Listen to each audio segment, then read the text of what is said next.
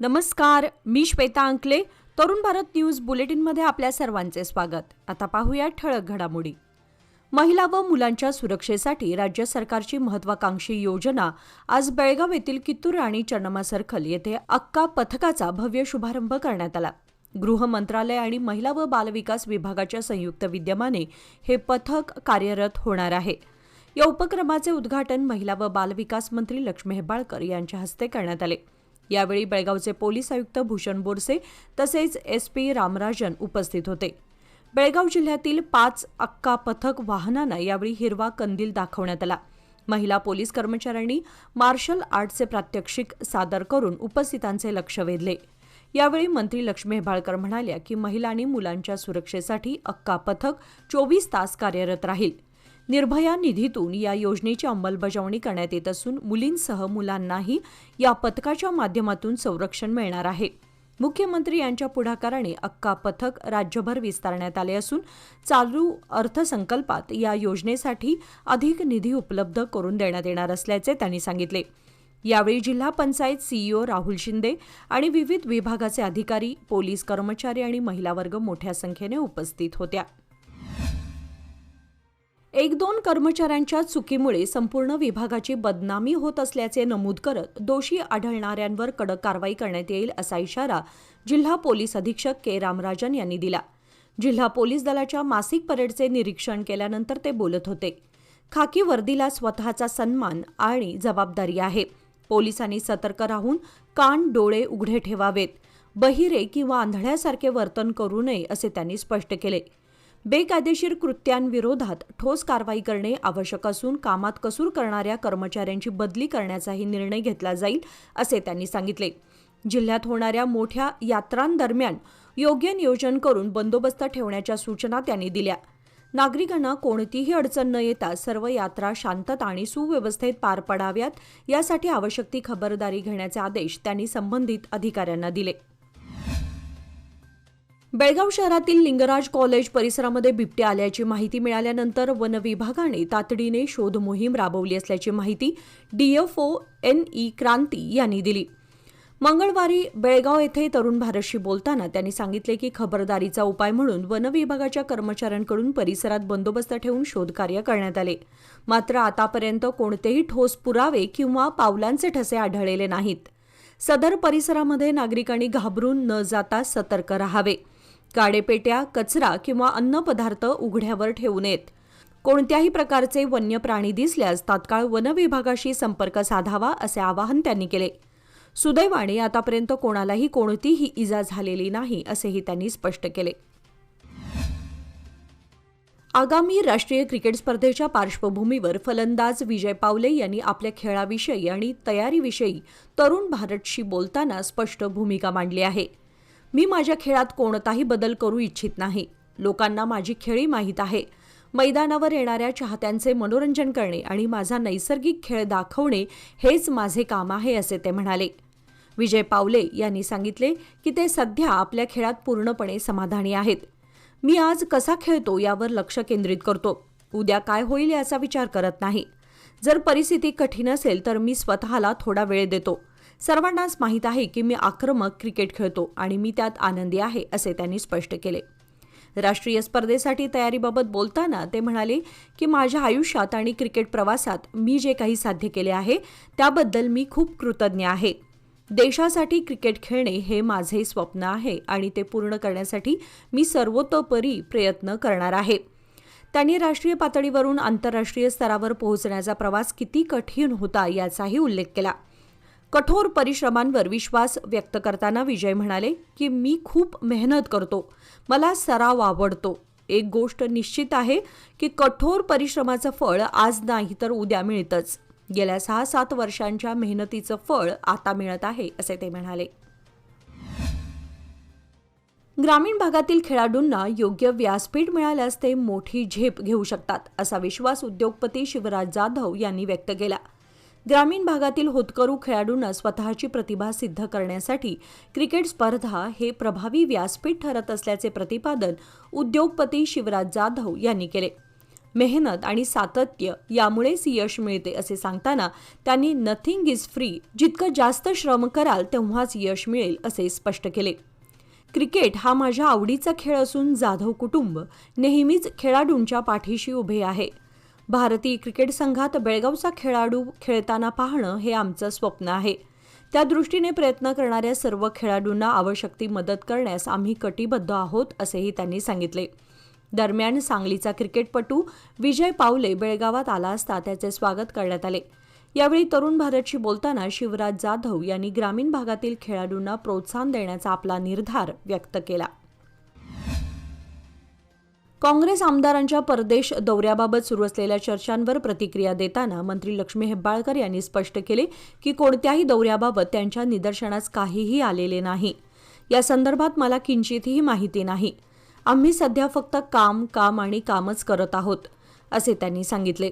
मुख्यमंत्री बदलाच्या चर्चेबाबत विचारले असता त्या म्हणाल्या की कोणतीही चर्चा असेल तर ती दिल्लीमध्येच व्हावी.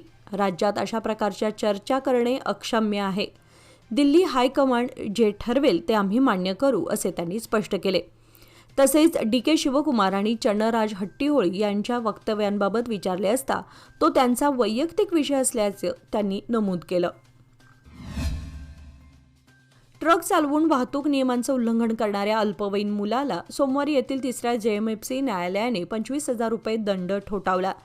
टिळकवाडी परिसरात अल्पवयीन मुलगा ट्रक चालवताना रहदारी पोलिसांनी तो ट्रक अडवून जप्त केला होता.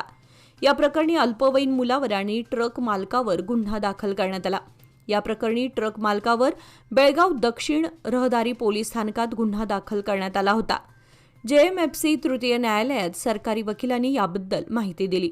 अल्पवयीन मुलाला ट्रक चालवल्याबद्दल 25,000 रुपये दंड ठोठावण्यात आला. दंडाची रक्कम भरल्यानंतर ट्रक सोडून देण्यात आला. अल्पवयीन मुले दुचाकी तसेच 4 चाकी वाहने चालवत असतील तर संबंधित वाहन मालकाला किंवा त्यांच्या पालकांना दंड भरावा लागणार आहे. संकेश्वर घटप्रभा गोकाक या प्रमुख राज्य महामार्गावरील घटप्रभा परिसरातील सेवादल जवळील बळदंडे कालव्यावरील पुलाचा काही भाग नुकताच कोसळल्याची घटना समोर आली आहे. त्यामुळे पुलाची स्थिती अत्यंत धोकादायक बनली असून स्थानिक नागरिक आणि वाहन चालकांमध्ये भीतीचं वातावरण पसरलं आहे. खबरदारीचा उपाय म्हणून कालव्यातील पाणी पुरवठा तात्पुरता बंद करण्यात आला आहे. या मार्गावर दररोज हजारो वाहनांची ये-जा सुरू असते. विशेषतः अवजड वाहनांची वाहतूक मोठ्या प्रमाणात होत असल्यानं पुलावरील तडे अधिक गंभीर ठरण्याची शक्यता व्यक्त केली जात आहे. कोणत्याही क्षणी मोठी दुर्घटना घडू शकते अशी भीती स्थानिकांकडून व्यक्त केली जात आहे. सार्वजनिक बांधकाम विभाग तसेच सिंचन विभागाच्या अधिकाऱ्यांनी तातडीने घटनास्थळी भेट देऊन परिस्थितीची पाहणी करावी आणि आवश्यक दुरुस्तीची कामे हाती घ्यावीत किंवा नवीन पुलाच्या बांधकामाबाबत निर्णय घ्यावा अशी मागणी नागरिकांनी केली आहे. वेळीच उपाययोजना न केल्यास गंभीर दुर्घटना घडण्याची शक्यता असून प्रशासनाने तात्काळ लक्ष देणे गरजेचे असल्याचे मत व्यक्त होत आहे. इस्कॉन मंदिराने खरेदी केलेल्या जागेवर काही जणांनी बेकायदेशीर कब्जा केल्यानंतर न्यायालयाकडून आदेश मिळवत सोमवारी ट्रस्टने या जागेचा कब्जा घेण्याचा प्रयत्न केला. मात्र त्यातून वादावादी झाली व दिवसभर तणावाचं वातावरण निर्माण झालं. रात्री उशिरापर्यंत कब्जा घेण्याची प्रक्रिया सुरू होती. इस्कॉनने कब्जासाठी न्यायालयात खटला दाखल केला होता. पहिल्या अतिरिक्त दिवाणी न्यायालयाने इस्कॉन मंदिराच्या बाजूने निकाल दिल्याने सोमवारी न्यायालयाच्या आदेशानुसार कब्जा घेण्याचा प्रयत्न झाला. जागेचा कब्जा घेण्यासाठी न्यायालयाने परवानगी दिली तसेच पोलिसांना संरक्षण देण्याचे आदेशही दिले होते. त्यानुसार टिळकवाडी पोलीसही दाखल झाले होते. आदेशानुसार घरातील साहित्य बाहेर काढून ठेवण्यात येत होते. मात्र काही जणांनी त्याला विरोध केला. यामुळे बराच वेळ या परिसरामध्ये वादावादी सुरू होती. चिकोडी तालुक्यातील करोशी गावातील सरकारी कन्नड प्राथमिक शाळेमध्ये अज्ञातांनी खिडकी फोडून विद्यार्थ्यांच्या पुस्तकांना आग लावल्याची धक्कादायक घटना समोर आली आहे. या घटनेमुळे शाळेतील शैक्षणिक साहित्याचं मोठ्या प्रमाणात नुकसान झालं असून परिसरात संतापाचं वातावरण आहे. गांधी ग्राम पुरस्कार प्राप्त करोशी गावातील या शाळेमध्ये काही किडेगिड्यांनी रात्रीच्या सुमारास प्रवेश करून पुस्तकांना आग लावल्याचं समोर आलं.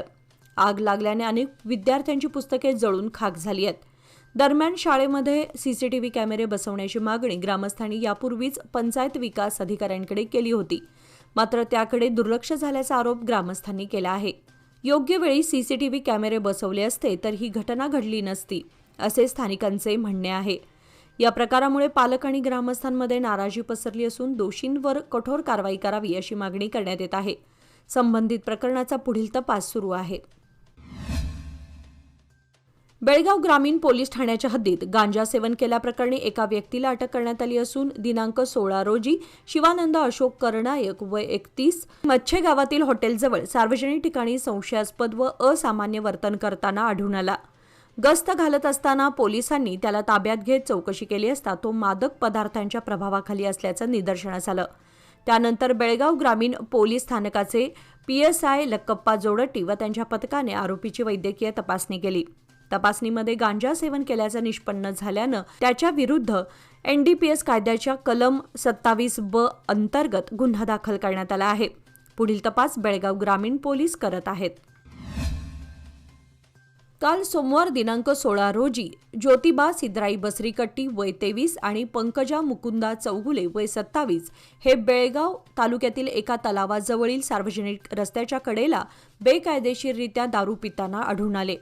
सार्वजनिक ठिकाणी दारू पिण्यास मनाई असल्याचं माहिती असूनही त्यांनी नियमांचं उल्लंघन केल्यानं बेळगाव ग्रामीण पोलीस स्थानकातील PSI संतोष दळवाई व त्यांच्या पथकाने कारवाई केली.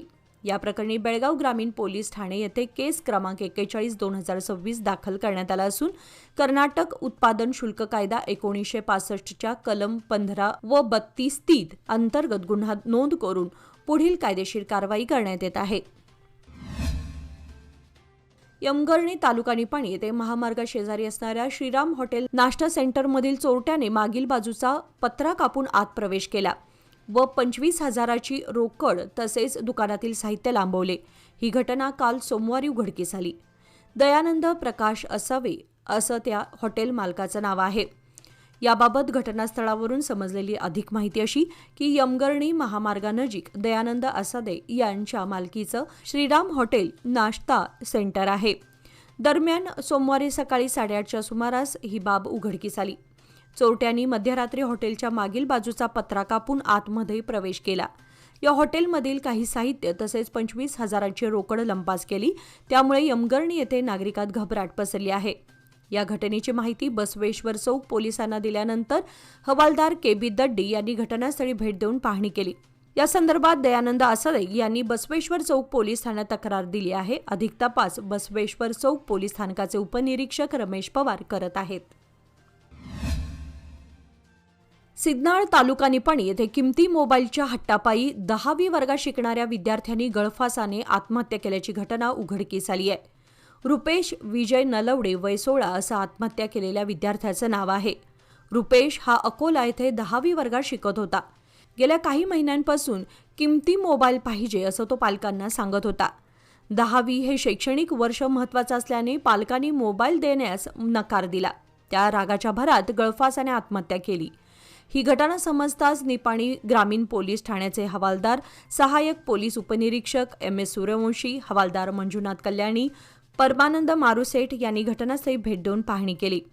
या घटनेची नोंद निपाणी ग्रामीण पोलीस स्थानकात झाली आहे. अधिक तपास निपाणी ग्रामीण पोलीस ठाण्याचे उपनिरीक्षक शिवराज नाईकवाडी करत आहेत. याचबरोबर आजचे बातमीपत्र इथे संपले. अधिक माहिती आणि ताज्या घडामोडींसाठी पाहत रहा तरुण भारत न्यूज चॅनल. तसेच आमच्या चॅनलला लाईक, शेअर आणि सबस्क्राईब करायला विसरू नका. आणि विश्वासार्ह बातम्यांसाठी दररोज वाचा दैनिक तरुण भारत. धन्यवाद.